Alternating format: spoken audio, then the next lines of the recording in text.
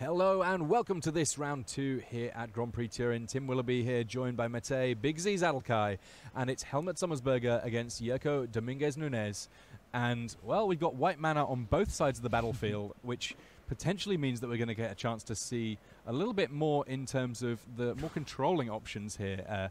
Good old school beta basics there coming from Dominguez Nunes. I can respect that. A cycle on cast out from Sommersberger. We're in for a long one here. I actually talked to David Brooker yesterday, who you might know he had a GP top 8 earlier this year, and he's really, really close friends with Helmut. Sommersberger, there's a small typo in his name there, and David told me that he's playing blue-white approach, so I'm really not surprised at all that Helmut's running the exact same list. And he said like he really likes the deck. He said like overall the deck is very solid, but it's also said it's the best game 1 deck. That it's after sideboard, your opponents always have something good to bring in against you, but it looks like it might be like a proper mirror match, so this is 50-50. Yeah, I mean, I guess that the interesting thing in this game 1 is that both of these players will have lots of cards that interact with the board but don't necessarily interact a ton with what's going on in terms of spells coming out of each other's hand. So we could be in a strange kind of straight-up race to simply cast Approach the Second Sun a couple of times. We know that there's sometimes Supreme Will going on in terms of ways of stopping that plan. Here we're seeing Supreme Will, though, just digging for the Approach the Second Sun. Yeah, I think as it always is in traditional control mirrors, win conditions are important, but also making your land drops is even more important, because if you're facing off against counter spells like you just said, with Censor, you don't want to be casting Approach of the Second Sun with 7 mana, just because if your opponent just has Censor, you can just counter it very easily. Speaking of which, there's a cycle. So I'm really curious to see how these long games go, because it's blue-white approach is not that common of an archetype, I would say, in this metagame. It's still relevant, but it's not that widely played. And so that's why I'm quite curious to see how it pans out. And mana advantage, Corrupted Graphstone. Corrupted Graphstone will do it. I mean, if you're looking at ways of being able to cast your big spells sooner, that certainly qualifies. I like that addition, actually. It's a kind of an interesting, nuanced one. Both these players saying, all right, the memo on Censor is well and truly received. Both of them just cashing it in for cards here. Yeah, and I like the Graphstone because the deck has so many 1-mana cycles. You see Censors and Cast Out, that it's really easy to get it online, even on turn 3 already as a mana ramp. And you can cast your Hieroglyphic Illuminations and our Glimmer of Geniuses earlier. Yeah, Helmut Sommersberger here doing a great job on cycling here. We've seen a card drawing spell from him in one way, shape or form, basically every turn of the game. Glimmer of Genius coming from Jirko Dominguez Nunes here in response to that cycle.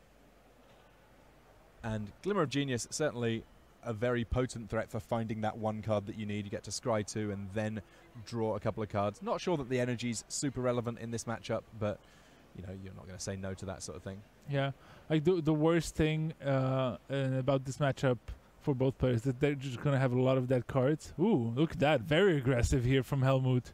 I like it. Are we going to see... No Censor.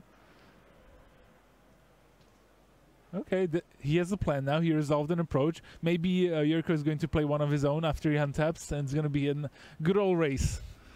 I mean, we said that this was going to be a slow match. Maybe we were just plain wrong. Maybe this is the most aggressive mirror that you're ever likely to find. Oh, albeit one where you need to cast 2 7-mana sorceries.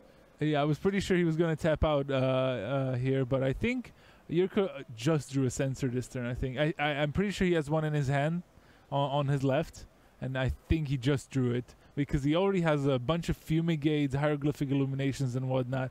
But I like how Helmut was just like not scared and just ran it out. And I guess that it's not the end of the world if the first Approach the Second Sun gets countered, because the second one only cares if one's been cast. Yeah, exactly. So Hieroglyphic Illumination here from Jirko Dominguez Nunes. He's got all of the 4-mana instant ways of drawing 2 cards. So many cards in hand, and so many of them just don't really do very much in this Fumigates. Oh, I think he just drew his 4th Fumigate. Yeah, I think he has 4 Fumigates in his hand. Discards for days. Yeah, 4 of a kind, not very helpful here. We see Approach the Second Sun just sneaking in on from the right of our screen there. The first time that you cast it, it gains you 7 life and goes 7th down in your deck. But there are definitely times that that's pretty important. But the second time that you cast it in a game, if you resolve it, well, you win the game. Technically speaking, of course, if you try and cast it, it gets countered. The third one, all it cares about is that you've cast it once before in order to be able to win the game. So it's in good shape, but having already resolved one, it might be much easier in the future, if he keeps up mana, of course, to get to resolve the second one, or just start casting the other ones. And that's why also I said mana is important, because Supreme Will and Censor, just very soft counterspells. Gradually we're seeing more and more copies of Fumigates just discarded here. Supreme Will meaning that Yurko at least making a good old try at finding something in order to stop that second approach to the second sun. Yeah, but there's just a bunch of lands. I mean, Vestville Abbey could be a legitimate game plan, but I think it might be a little bit too late for that. I think game one is really strange. Yeah, it's very weird to look at this board. Basically, Helmut Sommersberger, if we had an advantage bar, it would be miles in his favor here, because he's the guy that's currently managed to resolve a copy of Approach the Second Sun. Yurko Dominguez Nunez, he's just had a draw that may well have been spectacular against, I don't know, a zombies deck, a deck that was looking to actually deploy threats onto the battlefield, but that's not the game that Helmut Sommersberger is playing at all. Yeah, Yurko's just drawing lands, card draw, and a creature removal. Nothing else. Like, he hasn't seen anything else that's relevant. So he's not really advancing his game plan. He can respond to many threats, but there's just nothing going to come from Helmut apart from that other approach of the second time, as another Fumigate hits the bin. And I think Helmut's just sitting pretty here. Yeah, I mean, Helmut, I tend to think of him as being someone who doesn't give too much away while he's playing. You know, he keeps fairly sort of stoic, but I mean, he couldn't really ask for anything more from how this game's gone thus far. Considering that he's playing against a blue deck where in principle there might be a bit of counter magic going here and there, it really just doesn't seem like he needs to worry about that stuff too much. Yeah, look at that. Oh, Blessed Lions gain 4 life, because otherwise I would have to discard something. It's this game is not going to be decided on life totals, I don't believe. No, I think that the life totals here are pretty irrelevant at this point. The only thing that's problematic for Helmut is that he's not drawing any land, so we don't quite see his hand, but I think it also suffers from a similar problem that like Yurko, that he has a lot of creature removal, and that's why I was surprised that he actually cycled the Prairie Stream that he has on top of his graveyard, because I would think that you want to make all your land drops, and the cards are not that relevant here, and that's why I think he played the second one there. Yeah, this is a funny old game that we're watching here. No mistake. Draw some cards. Draw some cards. Yeah, but at this point, I think Yurko has way more lands or mana sources, so he could actually cast Approach and have mana open to pay for a Supreme Will and a Censor, even if he wanted to. Yeah, I think he has just enough. He should have 11 lands, but I don't think he has Approach. Still some Fumigates, Cast Out, Stasis Snare, Supreme Will. Yeah. I wonder if there's space in this deck to have Ipnir Rivulet in your mana base, just so that when your opponent casts their Approach the Second Sun, you can snipe it and mill it off the top of their deck the second time round. That would be pretty sweet.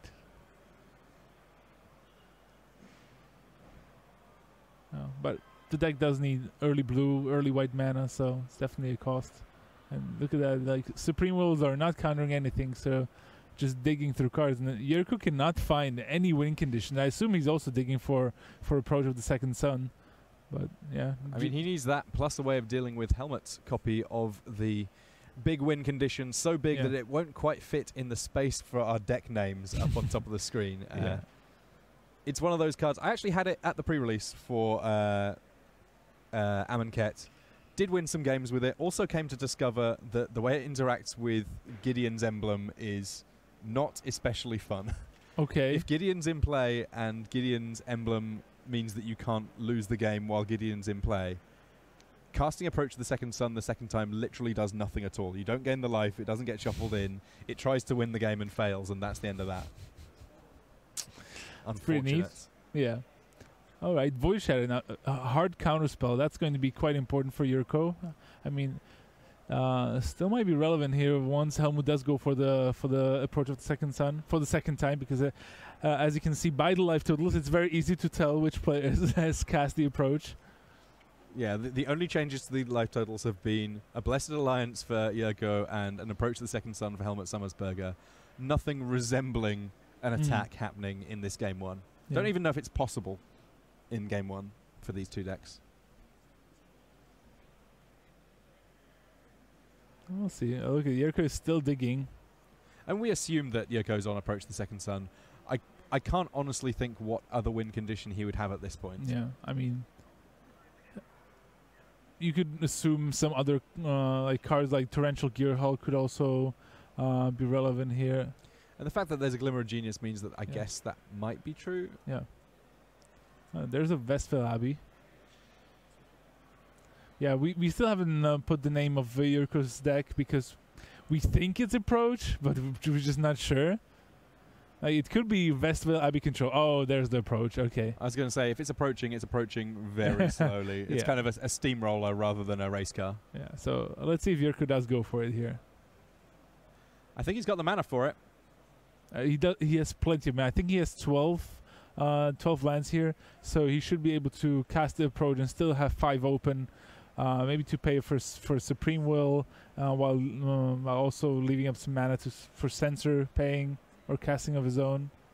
But he has to be very here because Helmut is probably will be able to cast the approach that he put on top when he casted the first time around. Okay, he actually had one extra land here, so he has 6 open. 3, 4, 5, 6, 7 there. So approach resolves. Yeah. Interesting. Why not? Yeah. If you're Summersberger here, then I don't think you're really too afraid of this first approach to the second sun. Okay, there's 6. And I also assume with the amount of cards that Yurko has been drawing so far, there's probably another approach in the top 6 cards because he just hasn't seen any. He's seen everything else. Now look at that. Maybe this is the trigger for Helmut. Ooh. He plays the Supreme Will. I'm intrigued as to how many copies of Approach to the Second Sun these blue-white decks play, because in principle sometimes you can throw off your opponent's math simply by having a second copy that you draw on the natural before you would actually be casting the first copy 2 times, if you see what I mean. Yeah. So Helmut Summersberger casts his Approach to the Second Sun. We see a Void Shatter from Yurko Dominguez Nunez. Now we find out what Helmut's answer to that is. Ooh. Okay, exiled. Nothing at all. All right, this game will continue. Maybe he's just trying to go for like doing it over 2 turns. Like next turn he maybe can cast another one. He also he has a Corrupted Gravestone that he hasn't played, so I'm guessing he has something to do with leftover mana.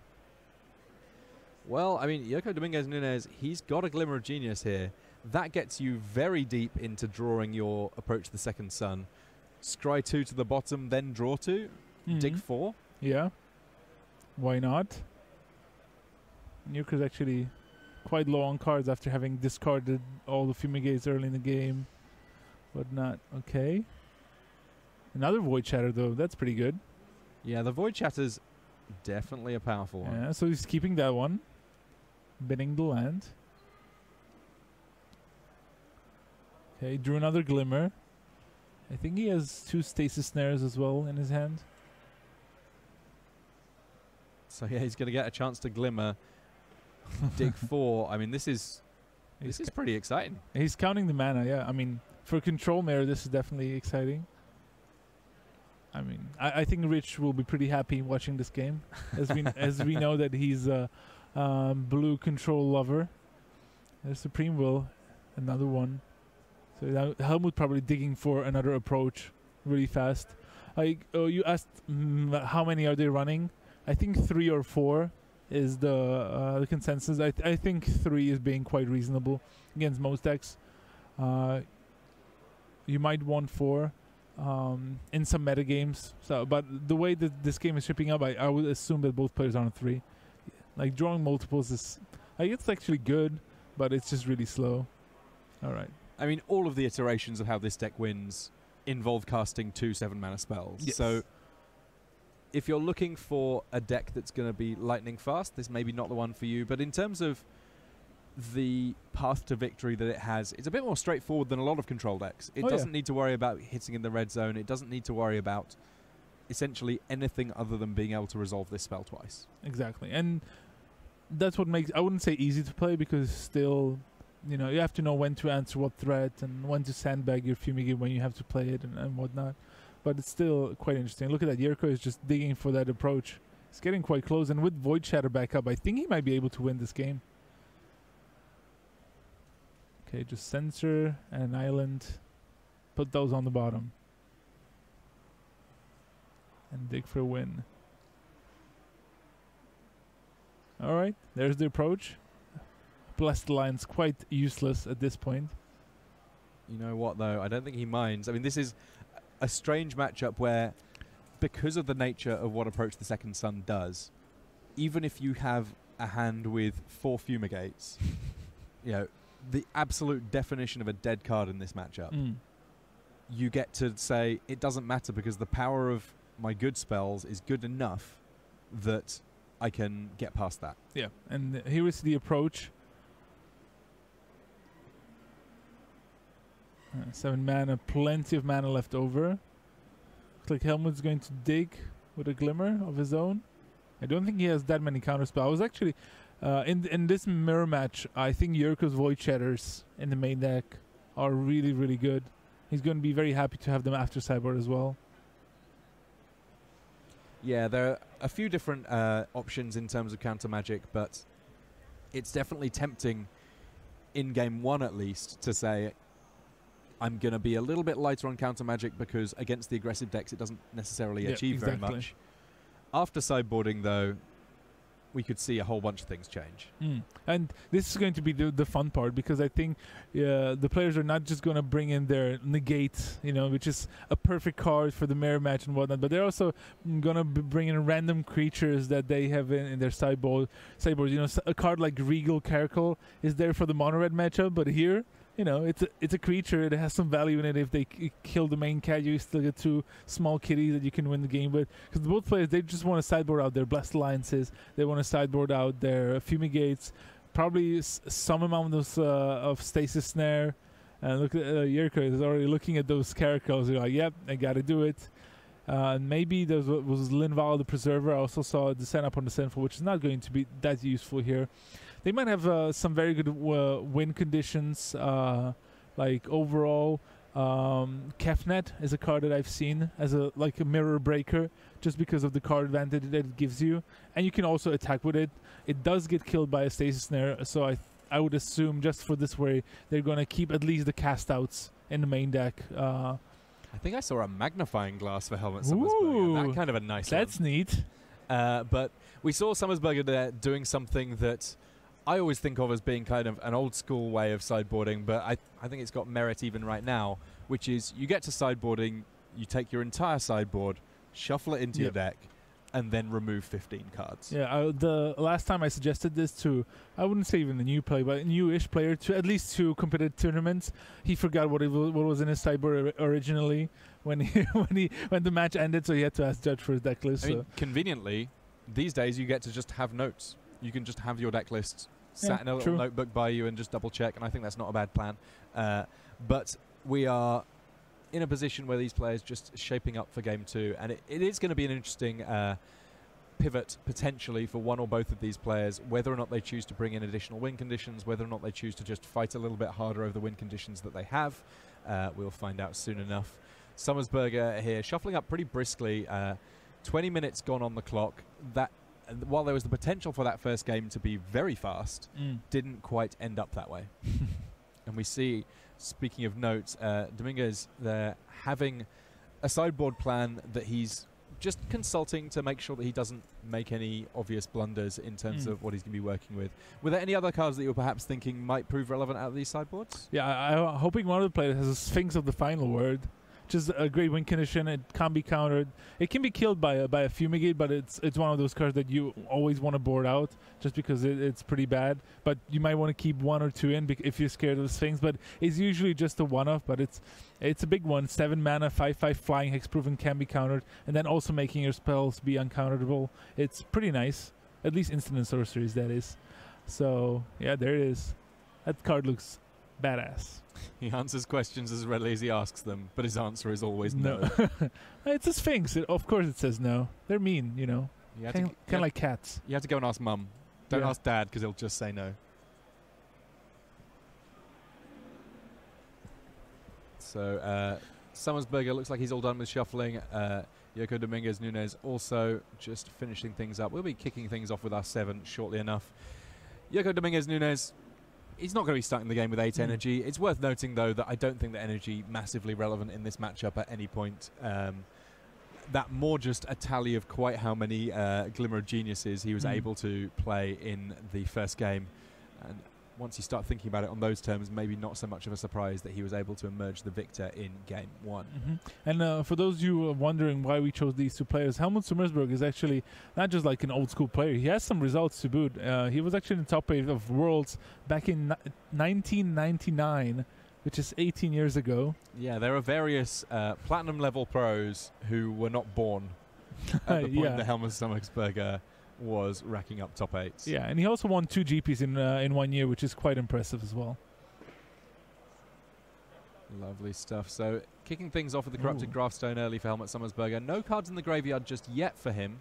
Already an Approach of the Second Sun in hand for Yoko Dominguez Nunes, so we may see him fire that off fairly soon. He's kept in the cast outs, so those are the ones that I guess he's decided are most versatile. If he does need ways of answering threats, he can always cycle them if needs be. Yeah, it's a versatile answer. It can also draw you some cards. It's just a good card to keep. Looks like both players actually have cast outs and Approach the Second Sun in hand. So really, much as we said in game 1, getting those lands into play, going to be critical. Missing land drops, a bit of a disaster. Both players cycling away merrily to try and make sure that that does not happen in the short term. Yeah, look at it. Yurku kept his Blast Alliances. Just because maybe he's worried about Kefnet, maybe he's worried about Sphinx of the Final Word. Otherwise, a pretty unimpressive card.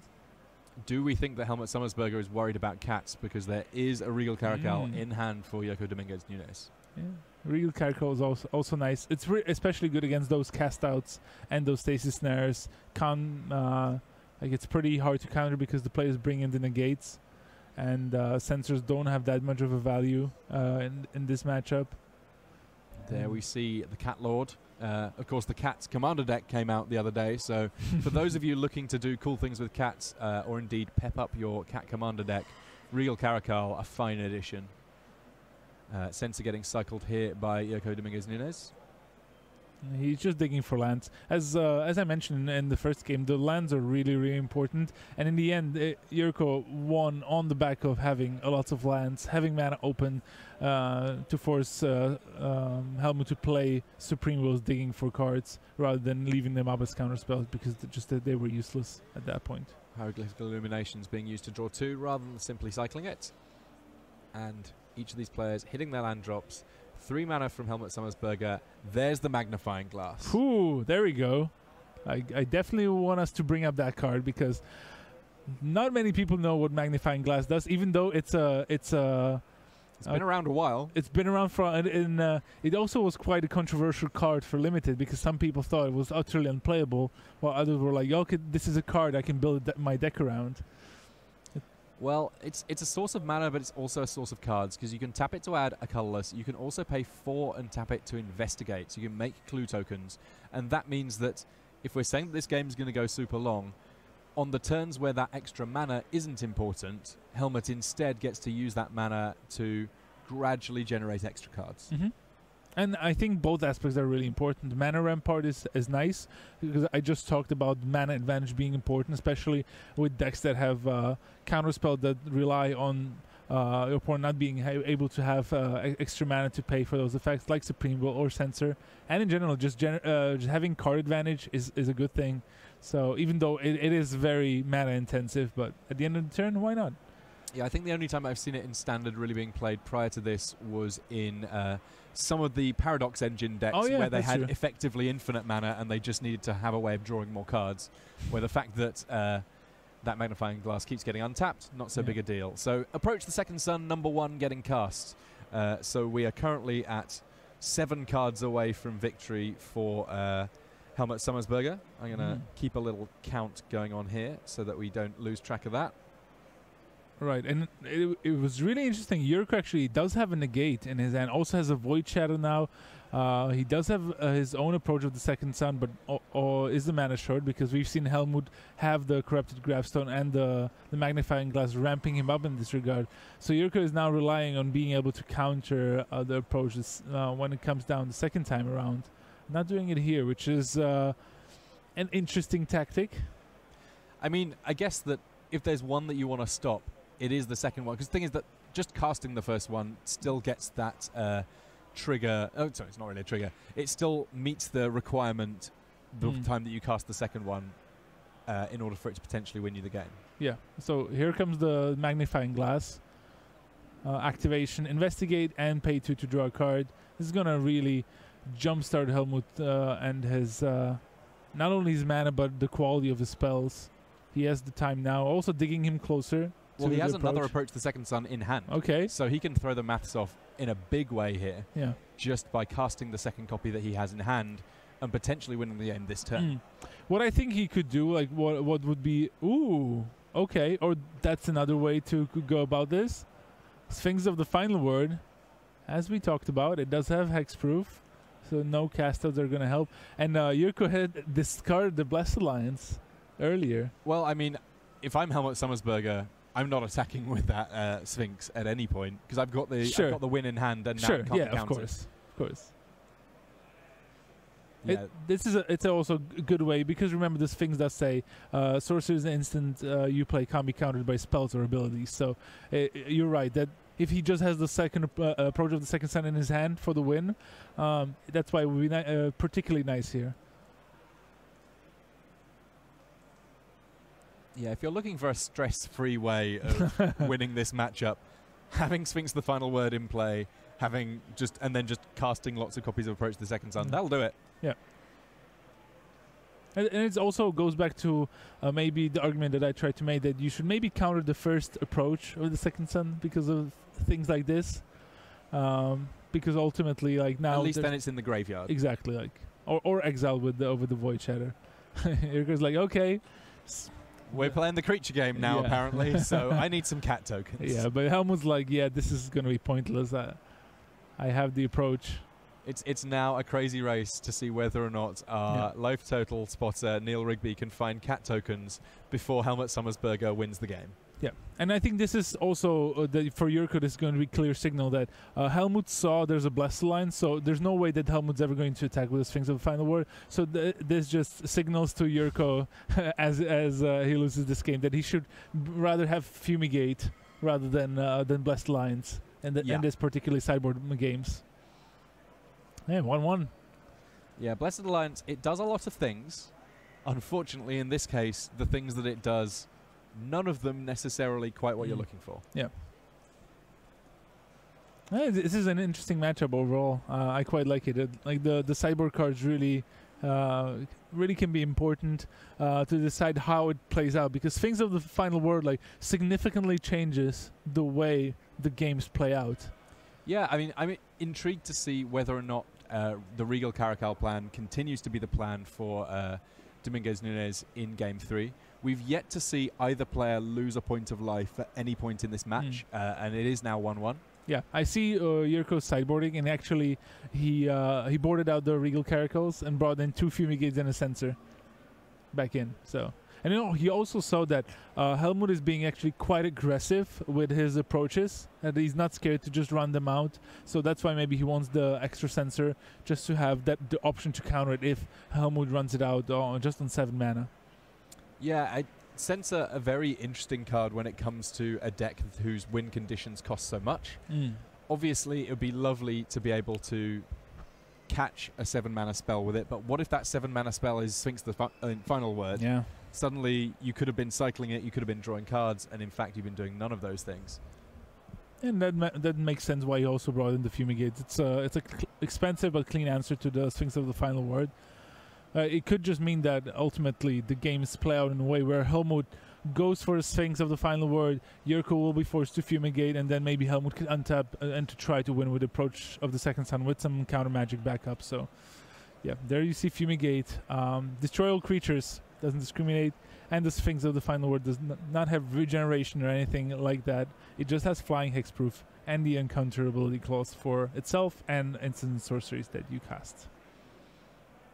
Okay, I see Yurko's game plan is with Kefnet. He already has it in his hand. If he manages to resolve it early, could be a game breaker. Absolutely. Cycles cast out early on. Finds a sensor. That means that the cycling train can keep on running if he so chooses. He doesn't have too many lands though. I don't think he had a blue untapped source, just another plains in hand. So he plays the Prairie Stream there. Any Gravestones? Okay, let's just see if Yurko is going to slam it here. I probably wouldn't, just because would be scared not only of sensor but also negate. But it can counter a creature, so that's good. So I could run it out here, but it's a tough decision, and he decides not to do it.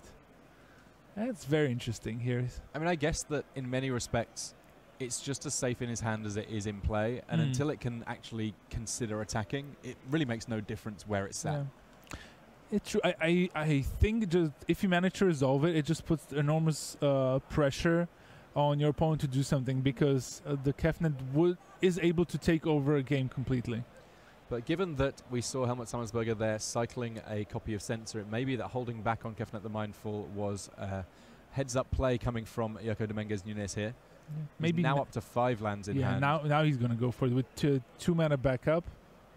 Just now doesn't have to be scared of that being censored. It can still be Supreme Willed, but that costs 3 mana, so you could answer with his own negate here to protect it. I like this play. Yep, so Supreme Will targeting Kefnet, and that gets negated, and Helmut Sommersberger doesn't have an answer to that. So that was clean.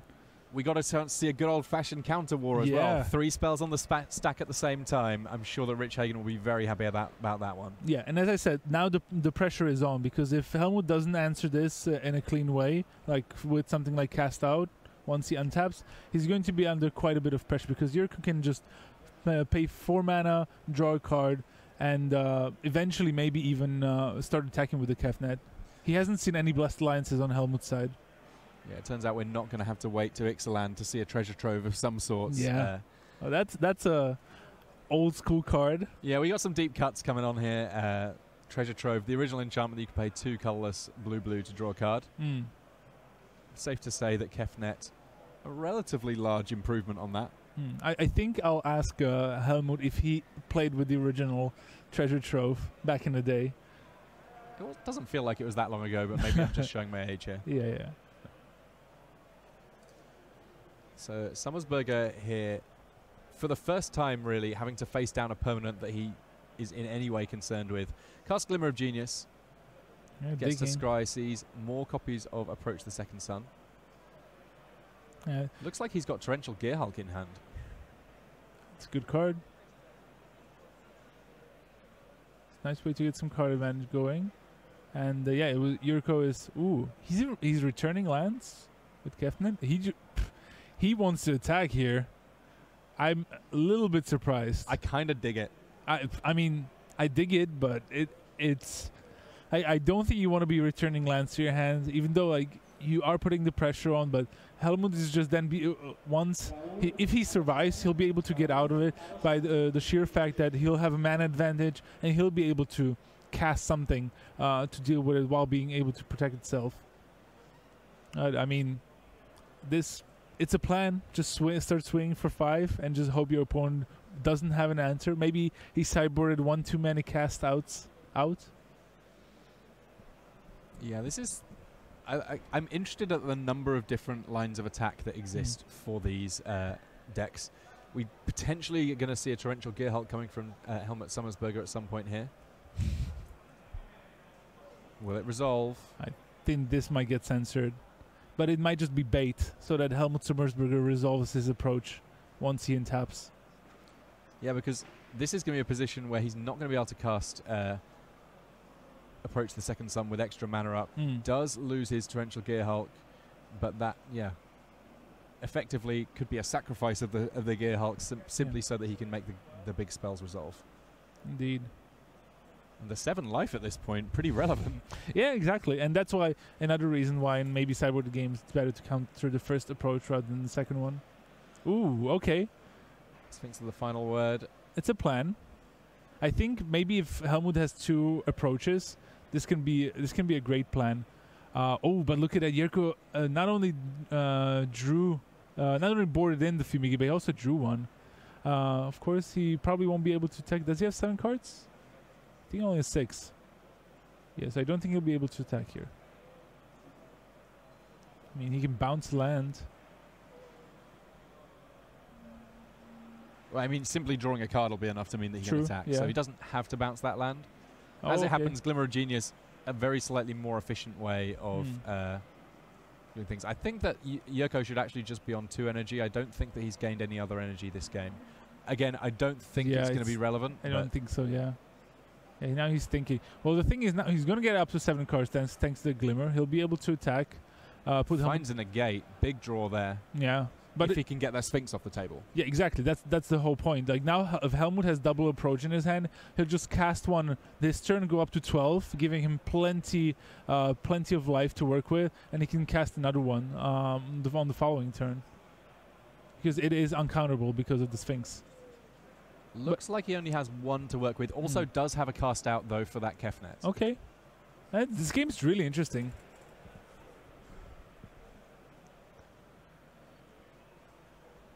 Yeah, they're checking on the energy amount, just making sure to fix that. Yeah, it's just 2 energy. It seems very unlikely that it's going to actually impact on anything, but yeah, we may as well keep these things straight for you guys. Yeah, it's right pointing out. I think he just played the Glimmer last game and forgot to reset the die to do that. So this is an interesting spot. So Helmut goes for the approach, goes up to 12. Because it is going to be uncounterable, puts it as the 7th card from the top. Then Jirko, however, can draw a card. It's going to be 8 cards in his hand. Fumigate away the Sphinx. And attack with the Kefnet again. Maybe even play a land to leave up negate as well. So he's going to be in decent shape regardless. Helmut Sommersberger here, having to write down life total changes. What's going on in this game? Yeah, it's so weird. Especially after seeing game 1. All right, 8 mana. Summary dismissal. Whew. Okay, so there's the approach, as expected. Jump up to 12. Jirko also has a Blessed Alliance. Helmut has to respect that. Or does he?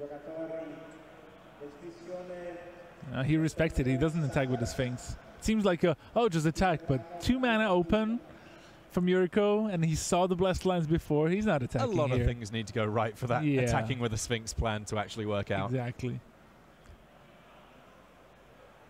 Okay. So now there's a tapped Port Town, and he can.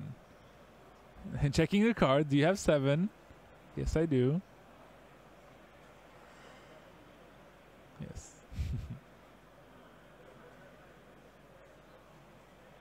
Yeah, they're just checking, but it's last turn he had 6 cards. He had 7 cards, played Glimmer to get up to 8, and then played land, I think. Or did he? He played Glimmer to get up to 7, but didn't play a land. Okay, yeah, that's fair. Or he might have attacked and played it after combat. Yeah, I think that's what happened. Now that's why he was up to 8 now after his draw step, and Helmut was checking 8 cards really, and then it kind of made sense one day when he said, "Well, what happened?" So now. Are we going to see a Fumigate? Yeah, Jirko is really scared of another approach because he just wouldn't be able to do anything about it because of the Sphinx. It would be uncounterable, even though he does have Negate and Censor in his hand. So I think because he played a tapped land, if he fumigates here, then he only is going to have 1 mana untapped, and he wouldn't be able to do anything about the approach of the second sun anyway. Yeah, 1 mana not really achieving anything for the blue-white deck. And it looks like Yoko Dominguez Nunez just double-checking the wording on a card. This is something you can always do. Any tournament that you're at, you can call a judge and say, I would like the wording for such and such a card.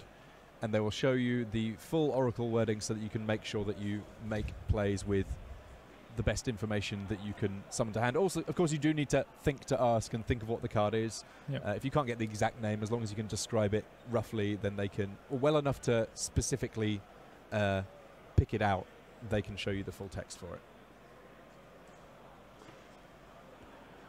All right. So Yurko passed here, and he's just hoping that Helmut doesn't have another approach.